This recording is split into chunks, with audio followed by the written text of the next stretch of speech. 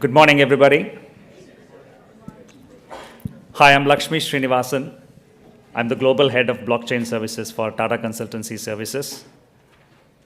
On behalf of TCS, I extend a warm welcome to all of you who have joined us, and a special note of appreciation for our esteemed panelists who have kindly agreed to come and share their perspectives today.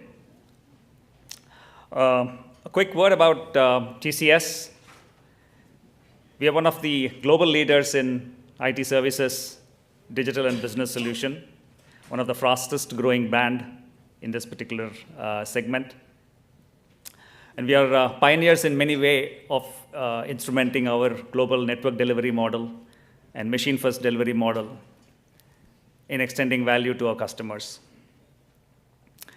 TCS offers a strong set of portfolio of services, IT services, and a suite of products.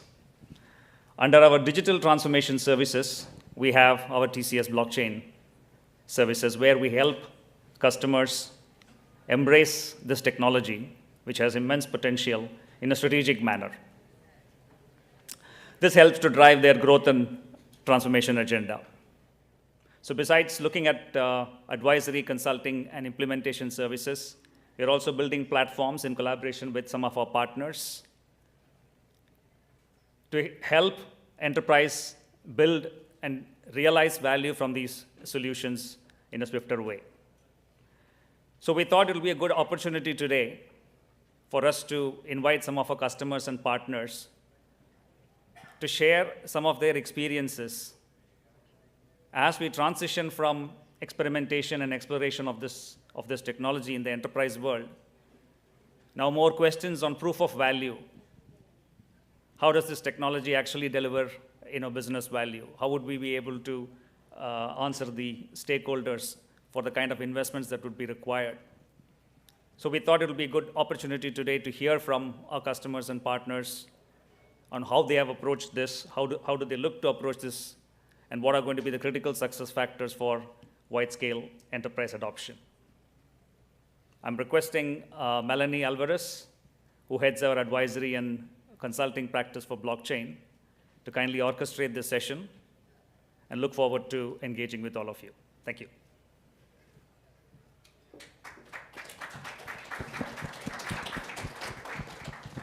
Good morning, everybody.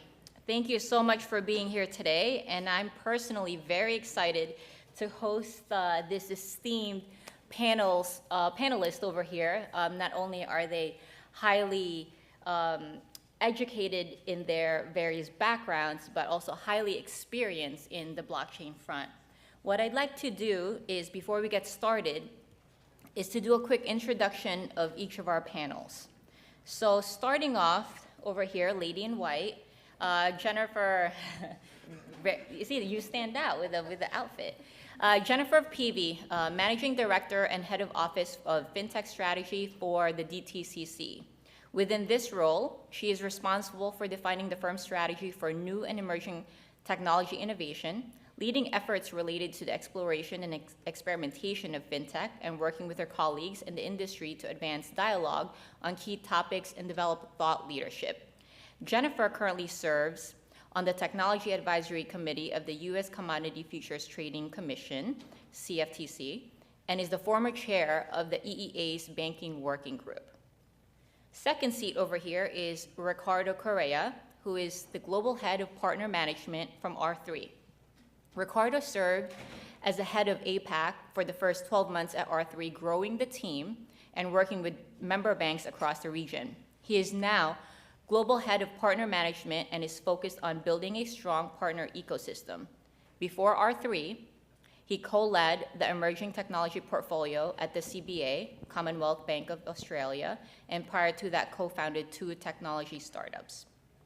Third, we have Sophie Gilder, flying all the way from Sydney, who is the Head of Experimentation and Commercialization of Innovation Labs at Commonwealth Bank of Australia. She is responsible for centers of excellence in emerging technologies, including blockchain, AI, and social robotics at CBA. Her group functions include the design, develop, testing, incubation of new solutions to drive commercial outcomes, as well as development of strategy and business models to realize these opportunities.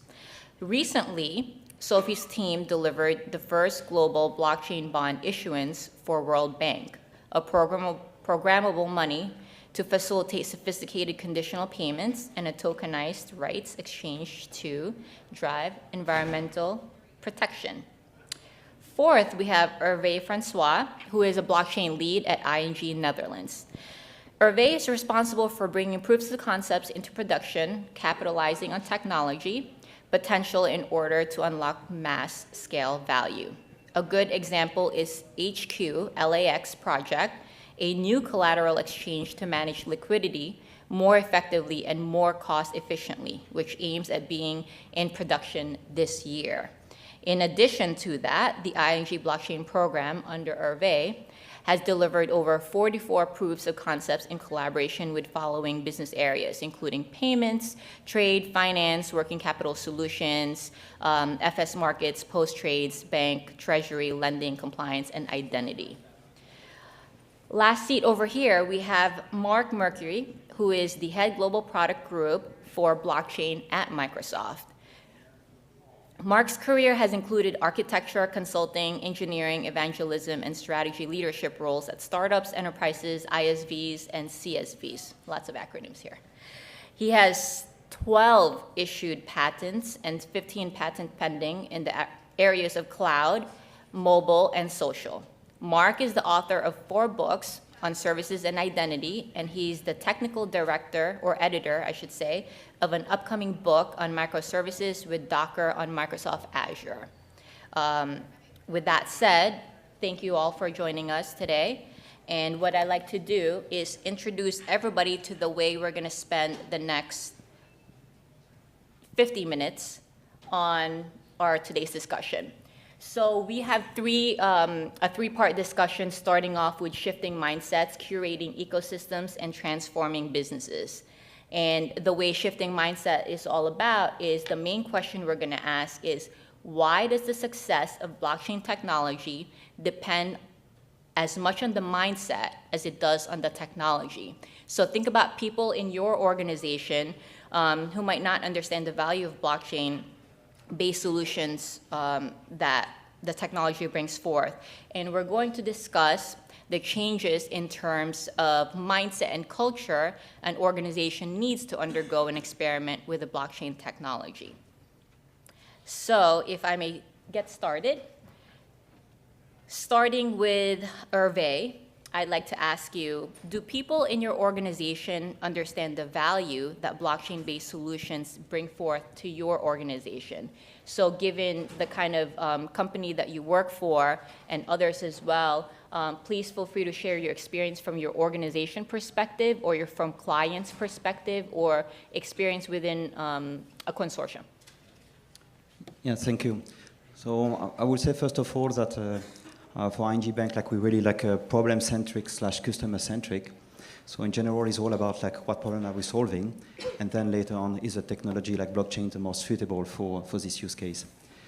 Having said that, so we're working like to educate people. So internally, for instance, we have like a blockchain university where we like train like more than 1,000 of people from our company, either like senior people, but as well as different layers in the company, just to explain further what is the technology about, giving some example for them to further understand what is the potential and the benefits. So that's one of the example.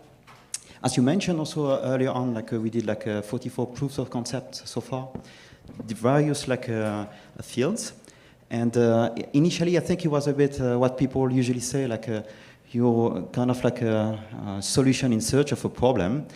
I reckon we also went through this at the beginning because we started in 2014, and we needed to do a lot of those like proof of concept to really understand. But then step by step, like we understand different benefits that we'll cover later on, I'm sure, and we could like kind of like in partnership with a business line really identify what should be done. So then, thanks to this, like we have like a good understanding, like within the company about like what they want to do, and we focus on business purposes. Okay. Thank you, Jennifer. I'd like to ask you, How has your mindset or culture as an organization changed since hearing about or experimenting with blockchain? So it's a great question. I think if anyone in this audience, thought for a second that DTCC would be as engaged and at the forefront of this technology as we are, 5 years ago, you probably said that would never have happened. I think we came out of the block very quickly, recognizing the potential this technology had. And within the organization itself, we've spent a lot of time educating. We do things like we have videos that we post, our FinTech Factor, if you will, on an internal, and some actually go external as well to help just share our internal viewpoints that we have on the technology, both internally and externally. We also have stand-up, so a FinTech stand-up that meets at each of our regions, each of our offices in Tampa, Boston, and Jersey City, so that we can invite folks from the organization to come and listen to not only things about blockchain, but also other FinTech initiatives that we have going on. There's a broad spectrum of emerging technology that's impacting our industry. I think ultimately, when we start to talk to our businesses about the value in this technology, I think everyone got it. Everyone understood the potential for it, and they felt like, yep, we definitely need to be involved in this technology and exploring and experimenting. But the question still comes back to, what's the real value we're getting out of this technology?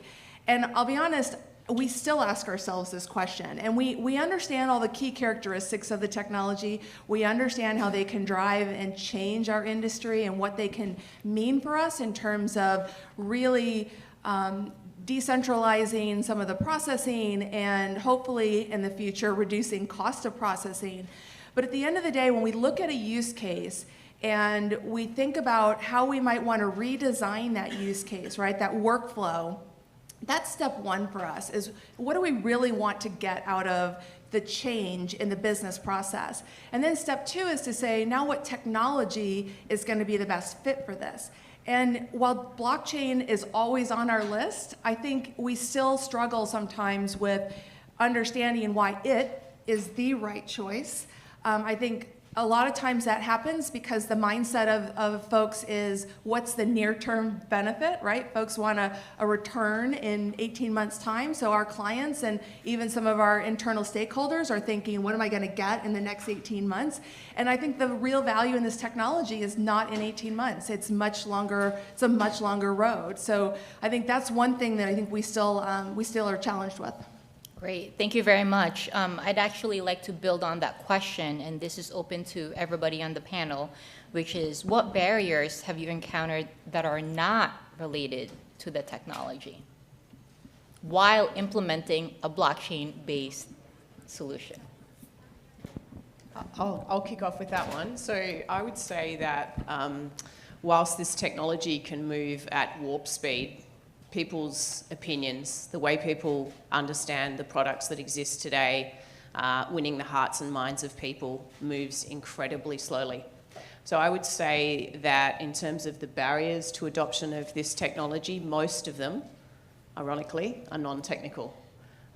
We spend a huge amount of our time at the Commonwealth Bank of Australia educating, explaining, making people feel safe with this technology who come from a non-technical background.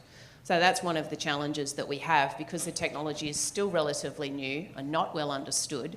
You spend an enormous amount of your time educating and explaining how the back end works, so to speak, which people can't even see, rather than simply being able to say, it does this, it does it better than other technology, and so we should use it and we should adopt it. Instead, you have to go back to first principles and explain. And that's really, really tough because it's to a non-technical audience.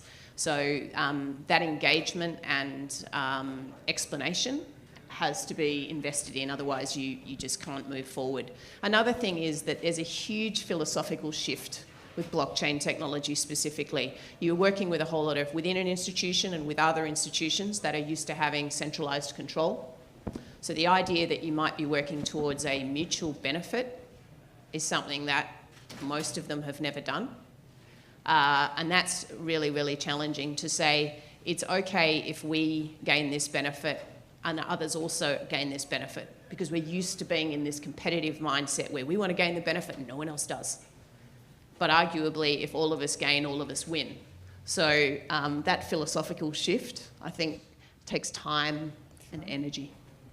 I will echo with Sophie. I agree, because most of those like blockchain applications are consortium play by design. So you have to work all together to adapt your own way of working, to collaborate with others. And I will just complement it with it's also true with regulators. I think there is a different way to work now with them. We have a lot of sandbox environments which are available. So in Europe, I could mention FCA, UK. In Netherlands, we also have one.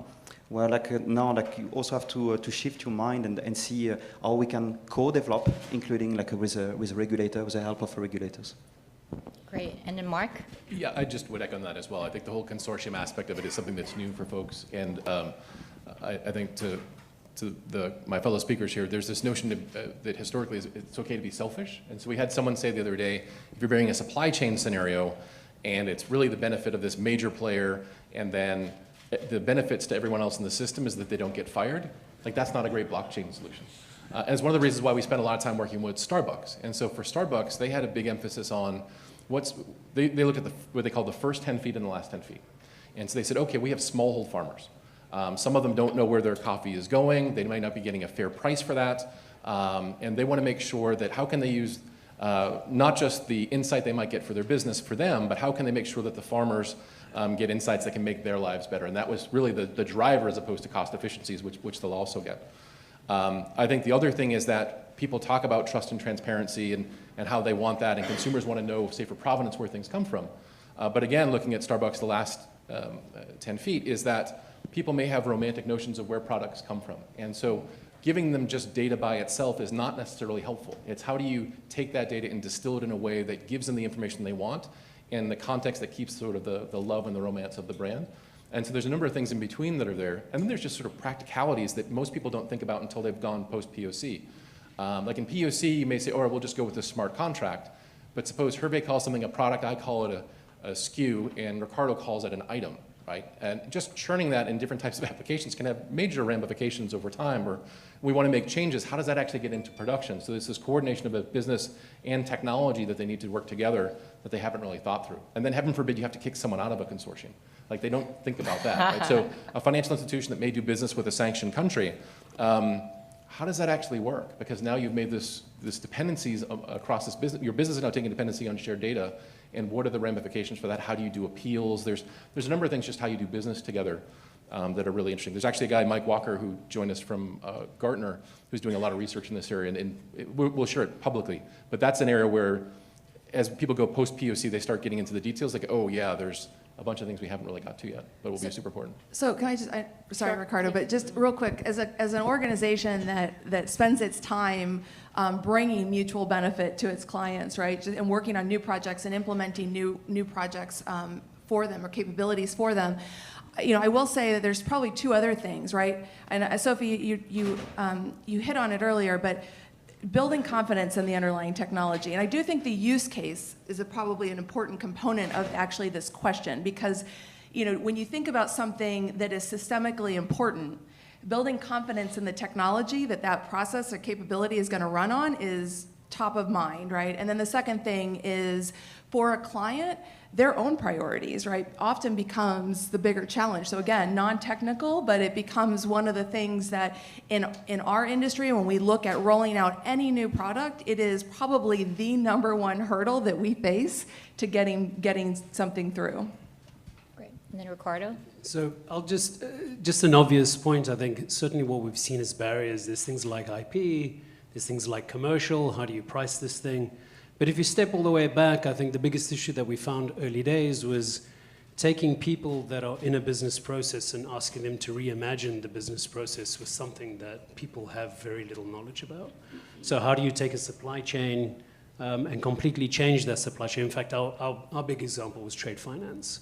So, we brought in trade finance experts that looked to change trade finance, but it was very difficult for them to reimagine a future with blockchain in it. So I think one of the barriers that we had was finding the right people with the right mindsets that had the right skills, which is obviously difficult. You need technology, you need business, you need commercial, And then as you get past that, it's then a commercial model, or rather a consortium model where IP is the issue. How do you manage the IP? Who benefits from it? Everyone wants to benefit to some degree. And then how do you roll this out? So we've seen some examples of some big guys in their industries build something in partnership, but it's the big brand that others look at that are competitive and so don't want to adopt that particular thing. So the way that you structure these things is really critical as well. Great. Thank you, everybody.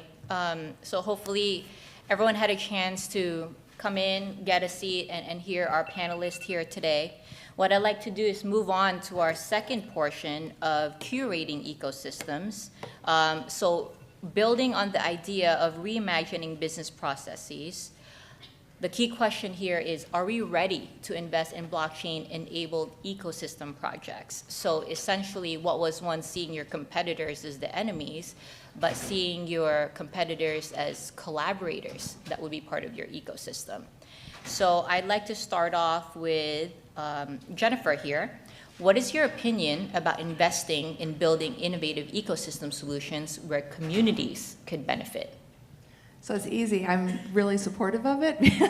That's what we do, right? So DTCC works with our clients and the industry to deliver capabilities that meet their needs. I think we've done a lot of different initiatives over the years that have required bringing people together and building buy-in around a new business or initiative and delivering that capability. So I think it's really important. I think it goes beyond just your clients or a consortium of partners, if you will. You want to not only implement, in this particular case, we're talking about blockchain, you want to bring a community together that can participate on a network and hopefully create a platform that you then offer some optionality to your clients, meaning you can bring in third parties to integrate and help to really build out that ecosystem.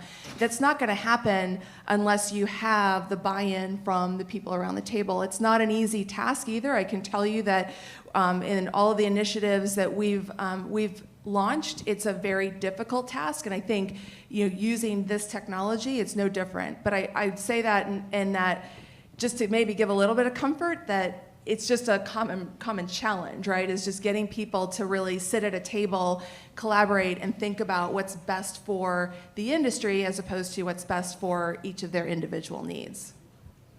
Very good.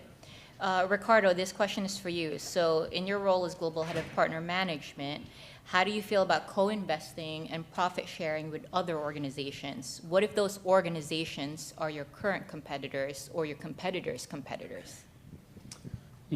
Yeah, so difficult. So in the beginning, when we first got started with R3, it was bringing all these competitive banks together into these ecosystems. And I think ecosystems are more successful if they are organically formed by a common need. And at the time, there seemed to be a common need, which was one of kind of fear, if you like. So blockchain disrupting banking, all the banks getting together to understand, is this really going to disrupt me? Is there an opportunity for us to perhaps get together and create something that's competitive to what we're seeing in kind of the kind of the libertarian spaces we saw at the time? And so there was a natural kind of coming together of that ecosystem, which was quite binding. So I think that finding that common reason is important. Setting up large ecosystems is very difficult. How do you define the decision rights? How do you create kind of pockets of projects that can develop kind of on their own without the whole ecosystem having to participate? So I think what we've seen over the last 5 years is that there's more and more of an appetite for these ecosystems to co-develop, but they co-develop in certain pockets. So we don't see the entire ecosystem co-investing together. We see a breakout of 4 or 5 banks. Typically, that's kind of the secret number that we see. It's kind of 5 to 7 competitors get together to create something that's mutualized across them that then they offer more broadly to the ecosystem. And it's not just something that they co-invest themselves, but then they bring in partners that can help co-invest and build with them as well. From an R3 perspective, we kind of our mantra is we don't pick winners, we don't invest in top-of-stack apps, but we do work closely, interestingly enough, with all our competitors. So Consensus, IBM, DA, we work with all of them, and we're pretty friendly. I think the co-investment part on the competitor side for us is, interoperability. So everyone in this room must have talked about interoperability at some point. Interoperability is complex, right? There's many layers of interoperability. So where should we invest as kind of the native platforms on interop, and where should that investment lie? So that's something that we're exploring. Okay. So the next question, just to build on that, I'd like to open to the panelists here, is what are your thoughts in regards to trust when speaking to competitors or other players in regards to ecosystems? Do you place any safeguard, any particular process when working in a blockchain ecosystem? Trust was a key issue that we had when we were working in a trade finance space where we wanted to link 5 different entities across a logistics chain. So starting with the agricultural producer who was growing almonds in regional Victoria in Australia, and then we wanted to trace this all the way to its end destination in Germany using IoT and blockchain. And so we linked up the ag producer with the rail logistics provider, the stevedore, the port, and the shipper. And all of these elements along the supply chain, although they knew each other well, or the partners either side of them, they had never shared much information. So you could say that they had a business understanding based on today's fragmented data, that they had contracts with each other. So there was a level of trust which had been, if you like, contractually bound, but there wasn't a level of trust in terms of sharing of data, that it might be okay that more people beyond that contractual relationship that's immediate see that particular data.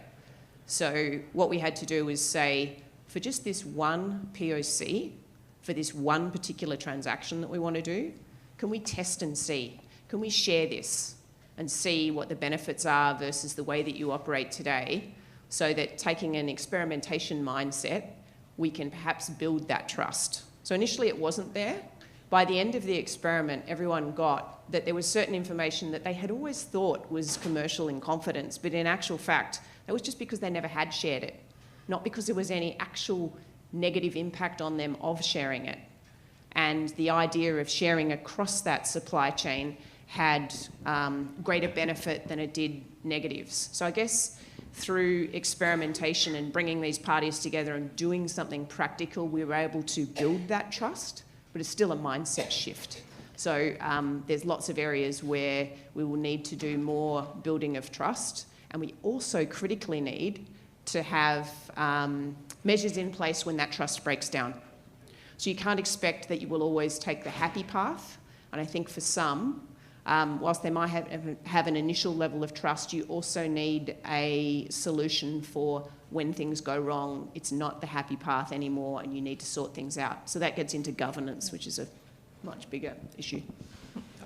Just to add on that, I think there's a couple of different ways to look at it. So in certain verticals like energy, consortiums already exist, and there's trust in certain contexts that's there. In other industries, such as people that are in sort of delivering food to retail. So if there's a problem with lettuce, and the news goes out that you shouldn't buy lettuce because your kids could get really sick, it doesn't matter if it's my lettuce or Hervey's lettuce or anyone, whatever company is selling lettuce, no one sells lettuce that week because people don't know that. And so there's mutual interest in making sure it's like an industry utility that we track this, because as soon as anyone solves that quickly, we all do really well. Now the side benefit of things like that, those things are typically well-funded, and so that's why you'll see a lot of people, their first projects are there because food safety is paramount. There are millions of dollars that are already there, and that'll help them do something much more efficiently, and as well as test the technology inside of their businesses. I think the other thing where trust comes into play is also on the technology side. And so how do you get Microsoft and Google and Amazon and IBM to work together? Because if you think there's a new level of applications, I'm under no illusion. I've been at Microsoft 17 years, and I'm under no illusions that everything's going to run in Azure. Right? we'd love as much as possible to run in Azure, but some's going to run on-prem, some's going to run AWS. And so how do we work together to make sure we have a great experience for our customers? How do we help them build networks together? How do we handle those sorts of things? And so to do that as an industry as well. And so those are things that we were actively reaching out to folks. We had a great conversation. We had a hackathon over the weekend with a gentleman from IBM. And it's like, listen, at the end of the day, we believe that this is a new category of applications. We'll each win business based on merits, but for this to advance for our customers, we just have to work together. And so I think those are starting to come together now, and it's great. So Mark, while you have the mic, I'd like to ask you the opposite of what we've discussed so far is how do ecosystems fail? How do ecosystems How do ecosystems fail? Well, so I talked a little about that supply chain scenario, is that you don't necessarily think through what all the benefits are for the participants that are there. They tend to be one-sided. And so if you're in a place where you've got someone who's a monopolist or a very large player, you can force someone to participate. But they're only going to participate to the degree that they need to, and it's not going to flourish as an ecosystem. And so when we talk to a lot of folks, we say, listen, you need to think about this as an industry utility, and you'll build applications for yourselves and with your partners on top of that. But if you don't go into that mindset, many cases a database is just fine, and you should go do that. I think the other places where they fail is they haven't really thought through. It's like, hey, this is a great scenario, but they haven't really thought how they're going to make money at it, or whether it's something they could do, but not necessarily they should do, or it tends to be more balanced in either business or technology. And so we've had people come to us and say, hey, we're going to go after, this is an auto manufacturer, we're going to go after tolling, and we're going to go after fueling, and we're going to go after charging of electric vehicles. And I said, well, why are you going to go do that? And I said, oh, well, because technically they're all the same. There's an IoT device in a car and some other thing, and they connect together, and there's payments there. But they don't necessarily think about like what is the ecosystem that needs to go in, because the participants in a multi-party scenario, while the technology is the same, the people that run toll booths are not the same people that run gas stations. The people that run gas stations are not always the same people who run energy stations. And they just don't necessarily think all that stuff through. The technology piece actually is relatively straightforward, and it's advancing every day. It's really more around they don't necessarily think about how everyone will benefit. And this is why I keep going back to Starbucks, is they said, we buy the best coffee, but not everything is the best coffee, because then it'd just be coffee, right? So there's medium and low-grade coffee that gets sold to people. And then there are the farmers we talked about who don't get the benefit or insight, maybe get the best price and that sort of thing. And so they've just been super thoughtful about, if this is going to be successful, how does everybody benefit? And add value to that. And those folks succeed, and when they don't do that, and it's all about me, or yeah, I don't care about them, they'll just do it because they want to do business with me, they tend to fall apart pretty quickly. Great. Anybody else from the panel who'd like to add to that? Yeah, just a quick one. I think also the ecosystem needs to be open and let more people come.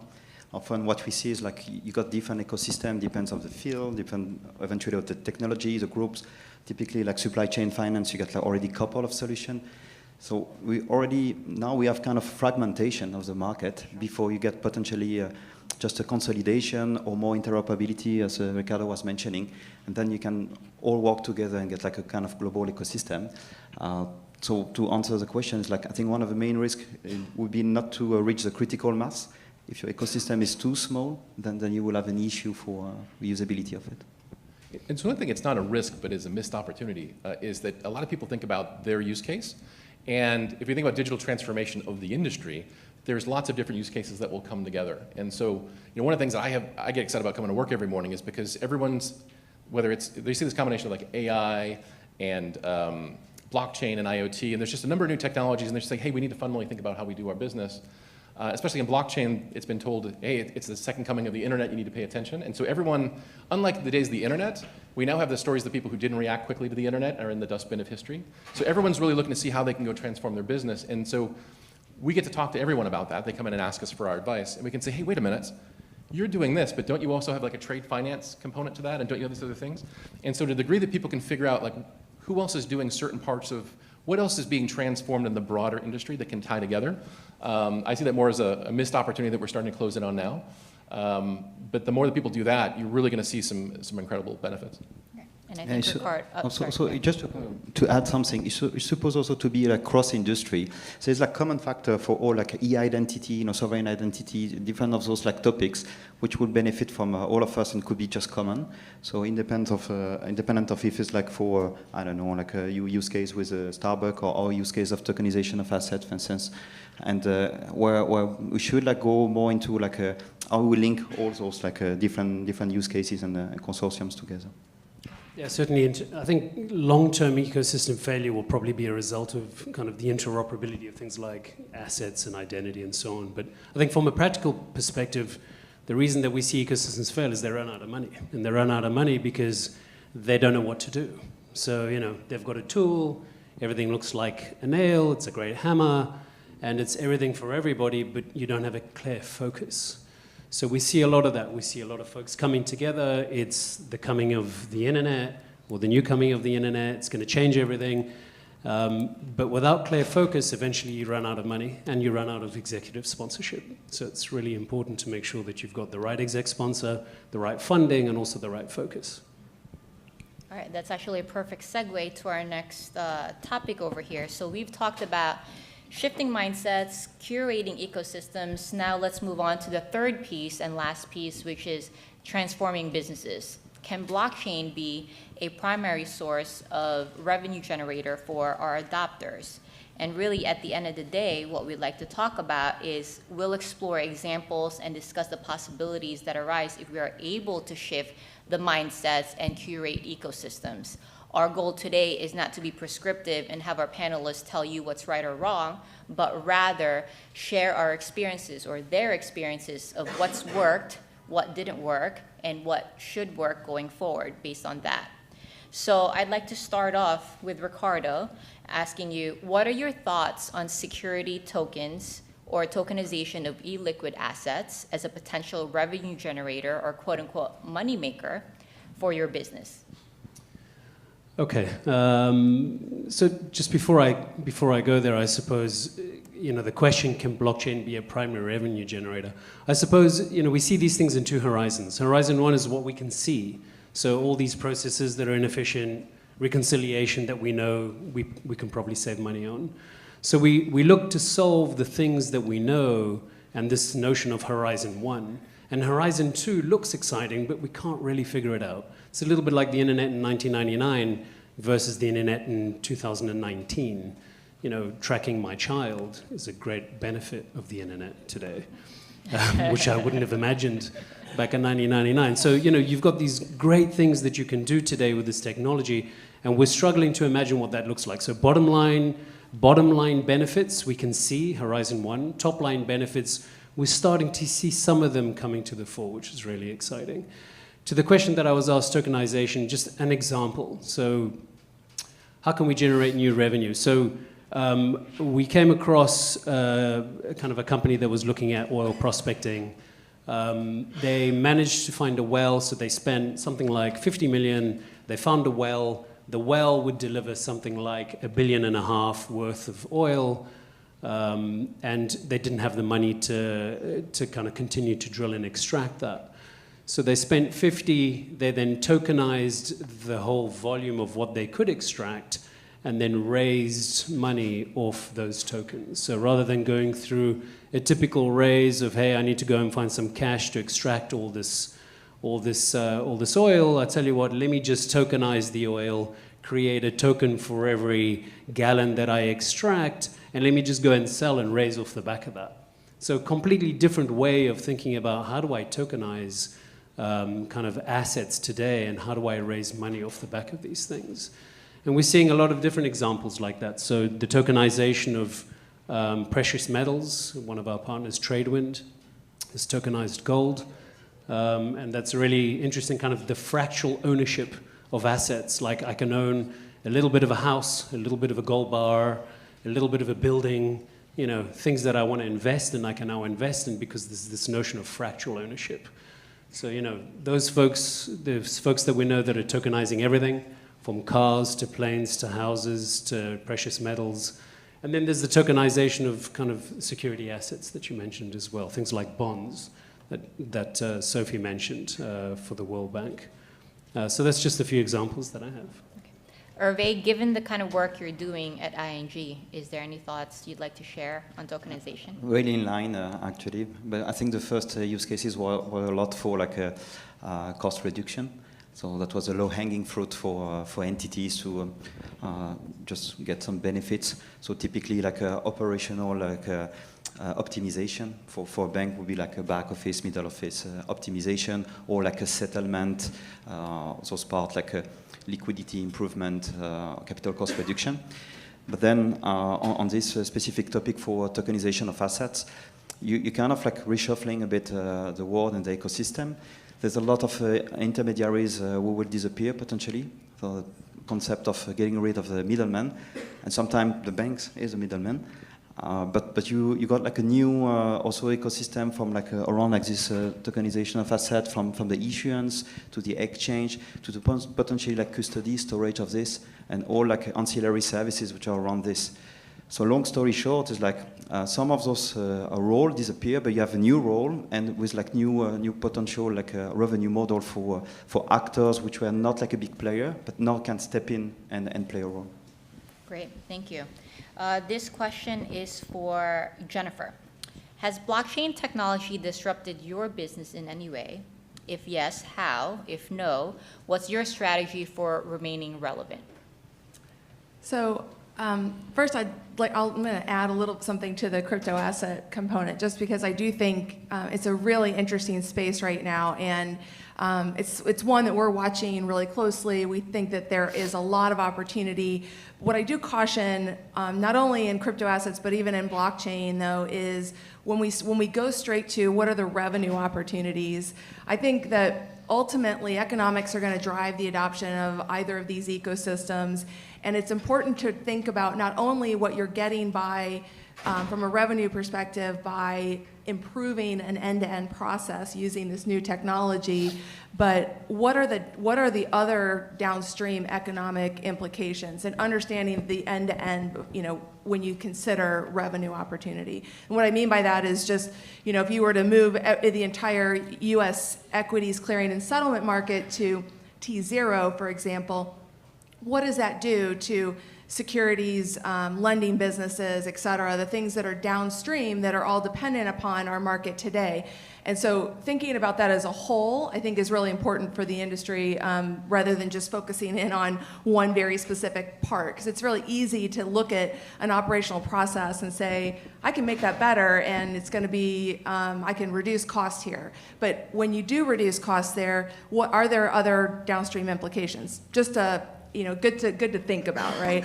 And then with regards to blockchain and is it disrupting our business, it's definitely, what it did is it helped our organization really open their eyes to, we've got to think about how we're processing transactions today, and with new technologies like blockchain that could disintermediate us, how do we want to think about our business on a going forward basis? And the one really easy and quick go-to example I have is when we decided to implement our trade information warehouse for credit derivatives and put that on blockchain and in the cloud. That meant we were going to now use technology to do a lot of the processing, which it was already being processed by technology to a large extent, but there's a human aspect of it in a way where we were still part of that operational processing.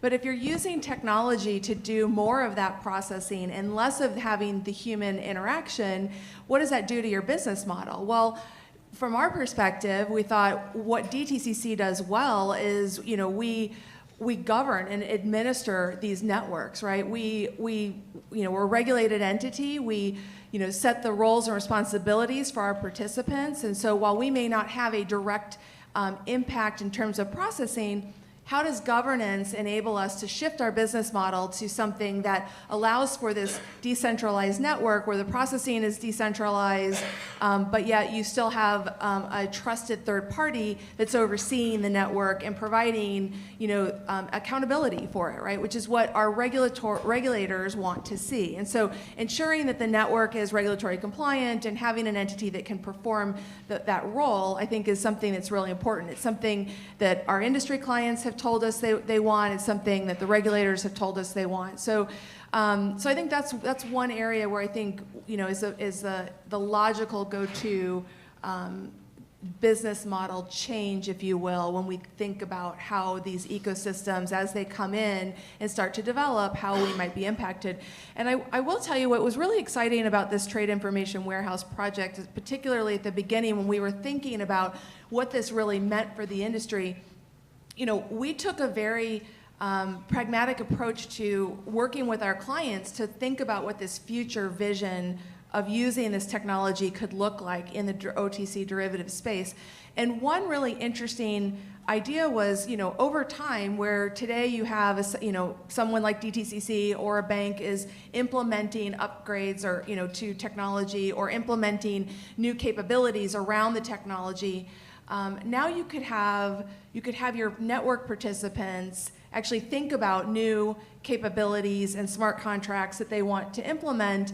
And if there is a governing entity that can test that code and ensure that there's no bugs, run all the testing, et cetera, before it's deployed, then you really have a decentralized network, and that you're taking that contribution from your trusted parties on the network to deliver and build out your processing. You're not relying on a third party anymore to do all of that for you, which we think is really impactful and would be a great outcome for the industry. So, great, thank you. Mark?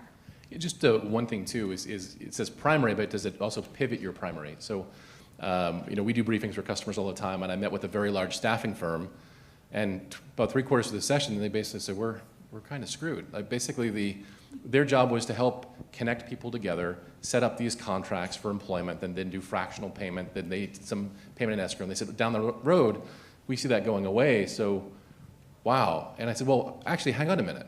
You've been doing this for decades. Think about your business in a slightly different light.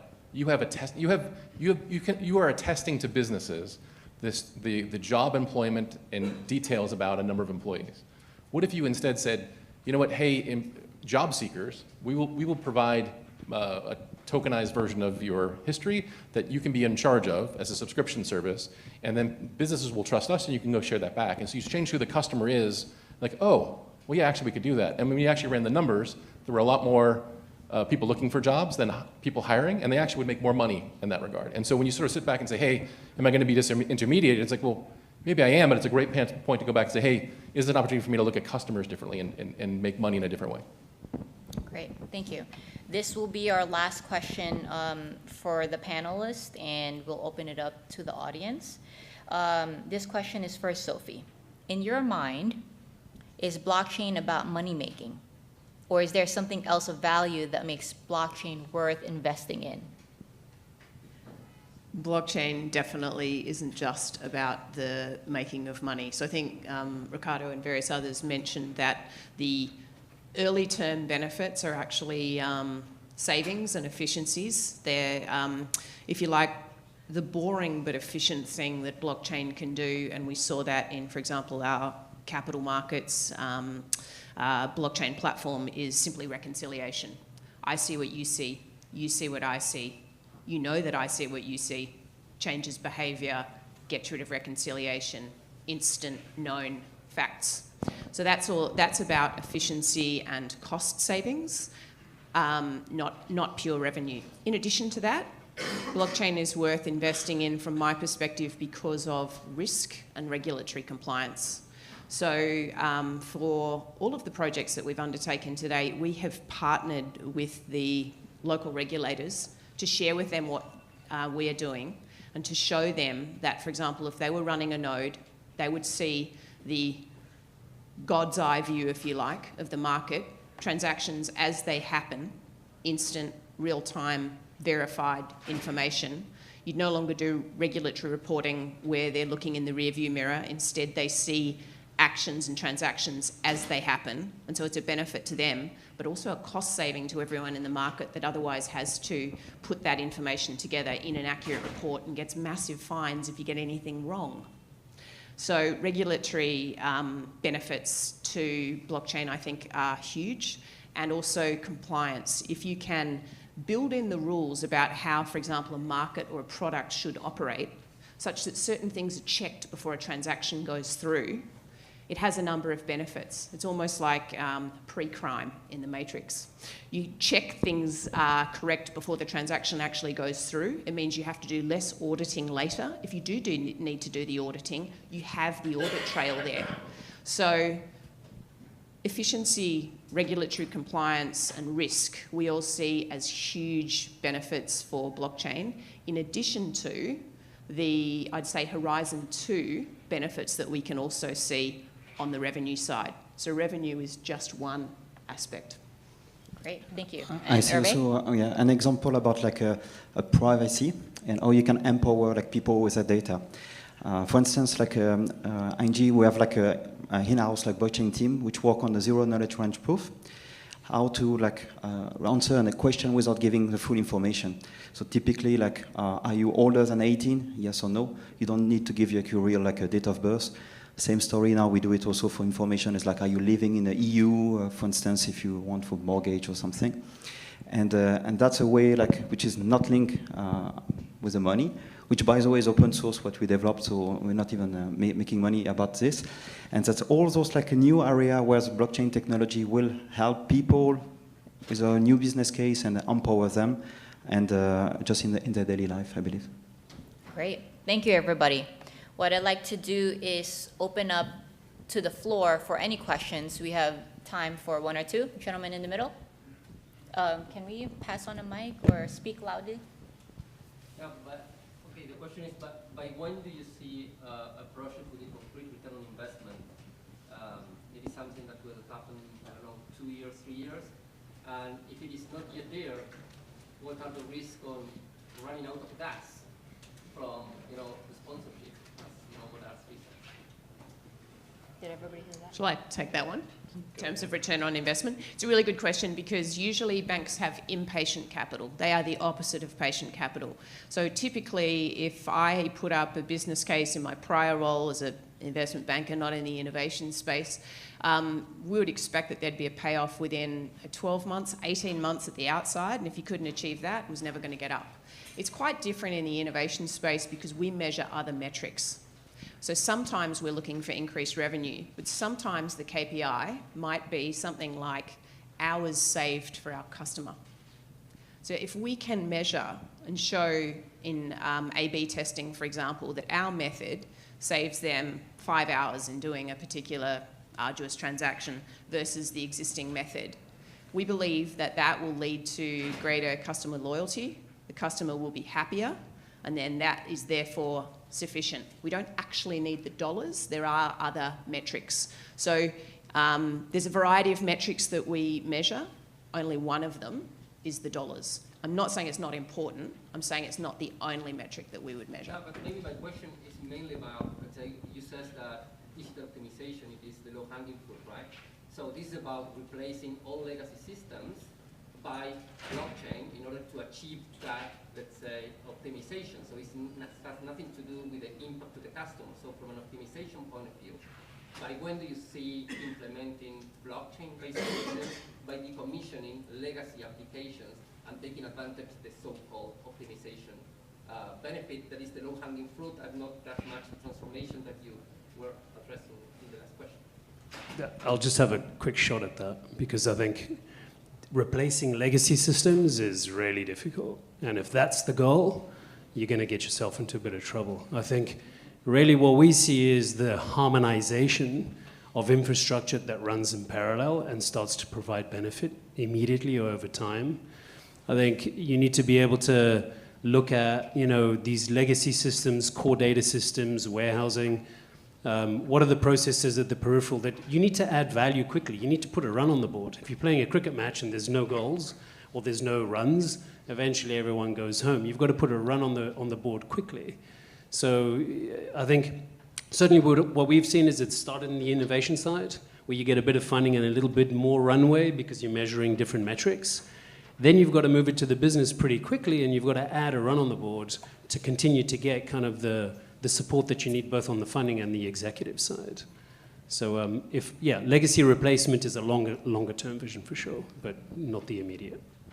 Just for context, so for one customer I work with, we talk about reconciliation. There's a customer in this city that has 1,600 people at New York prices, just handling reconciliation. And so you're not going to replace the systems that are there, but to Ricardo's point, to the degree that you can help resolve that problem, you can see immediate reductions that are very tangible, and you can have those people tasked to other things. So you're getting both reductions as well as investments in other part of the business.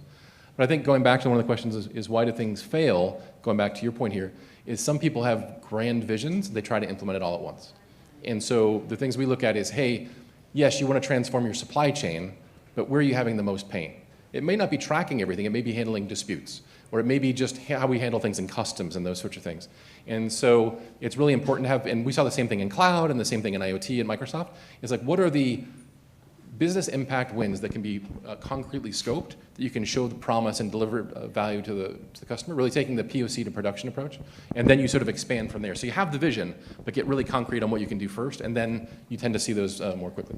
Yeah, I think if you think about legacy systems, I think the only use case out there today where someone's taking an entire legacy system and replacing it with full onboarded support from their clients is ASX, right? I mean, they're doing the full implementation, and that's a replacement of their legacy. They were forced to, right? So that's when you have an end-of-life challenge, I think then you might see some movement. But even in our use case with the trade information warehouse, where we had all of our bank clients supportive of our move and have been working with us since day one on the decision as well as the overall implementation over the last 2 years. Even then, to Mark's point, what we've done is set out a phasing approach where we're stepping into the blockchain integration, right? So phase one is we're getting the infrastructure out there. It's done.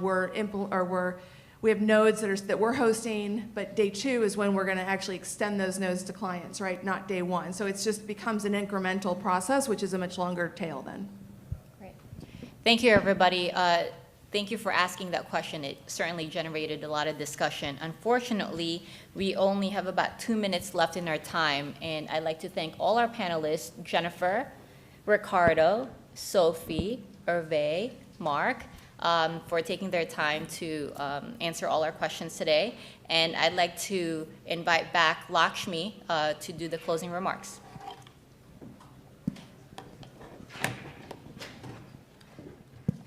Thanks, Mel. I think it was a fantastic exchange of views and definitely confirms, I would say, a lot of things that we have seen over the last 2 years, doing more than 300 plus projects with a number of our customers. So certainly the starting point has been to drive efficiency, innovation, to be able to address and show some immediate benefits of the technology, as it was put as Horizon 1 opportunities. And now we are seeing the gravitation towards more tangible business benefits, definitely dollars, but can we make an impact to the customer experience? Can we really provide the control of data back to the consumers, or to the partners? So we are seeing more benefits being articulated in terms of what is it going to mean for a customer of a customer's customer, right? And then the technology or blockchain starts to diminish, and then the business value starts to kind of surface. So you have business cases rather than talking a lot more about the use cases. And we also do see a Horizon 3 in terms of if it's possible for us to automate trust, exponentiate trust between different parties beyond just the industry peers, there are a lot more possibilities that can be unlocked. We have seen quite a bit of examples in the public permission decentralized aspect, but we strongly believe in TCS that there is a great opportunity for enterprises to go back to your point in terms of a collaborative mindset, to come together and address multidimensional life experiences of consumers, right? Whether it is a nested experience like a business traveler going through a trip, or somebody skilling themselves through their lifetime. There are going to be great opportunities for enterprises to come together, and blockchain could serve as a great underlying technology to automate trust. That's kind of where we see the Horizon 3 possibilities definitely actually exist, and we look forward to that exciting future. Thanks again for participating, and let's put our hands together for a great panelist that we have had today.